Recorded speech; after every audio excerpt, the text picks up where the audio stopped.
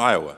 Mr. President, thank you. And I want to thank my colleagues, especially Senator Shaheen and Tillis, for leading an incredibly successful congressional delegation to the NATO summit. And I want to thank them as well for organizing the colloquy today. And I join them in enthusiastically endorsing Finland and Sweden's accession into NATO. Both nations have representative governments accountable to their people. They conduct extensive commerce and trade with our great United States, and broadly, they share many of our values.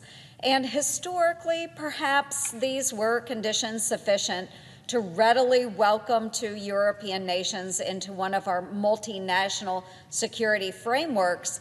But today, given the increasingly complex threats our adversaries are imposing on the homeland, protecting American security and prosperity demands partners who are capable of sharing NATO's manpower and resource burdens.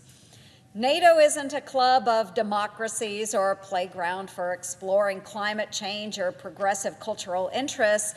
It's a military alliance that is assembled to deter our adversaries from wreaking havoc on our partners and against our own homeland. And today, the United States is the unquestioned and undisputed leader of not just NATO, but continues to lead the global coalition containing and destroying terrorist operations in the Middle East and in Africa. Beyond Europe and the Middle East, the United States must, and I'll repeat that, must lead a coalition to deter China's looming imperial expansion around the world and potential takeover of Taiwan and our other partners in the Indo-Pacific. The United States has the greatest military on the face of the planet, and the American people's support of our armed forces is unwavering.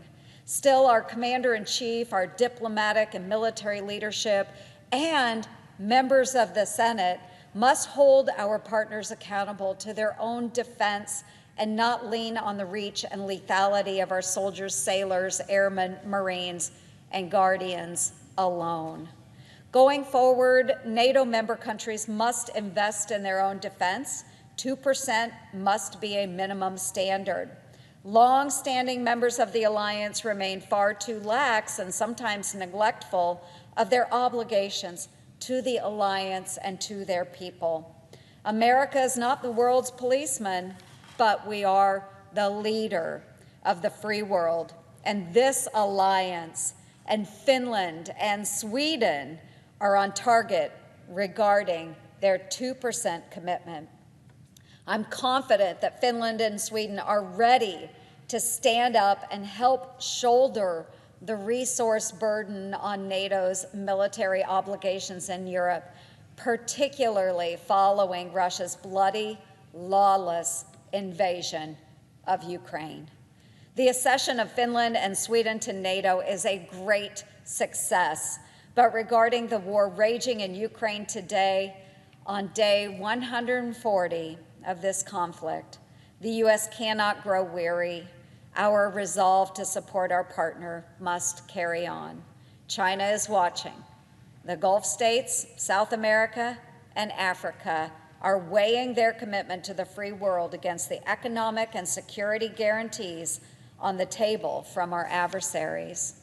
Our national defense capacity diminishes the more our adversaries, from the Taliban to Iran's cluster of violent extremist organizations to Vladimir Putin to the Chinese Communist Party, can call our bluff and see we cannot bear the cost of achieving our goals. We must remain steady and strong.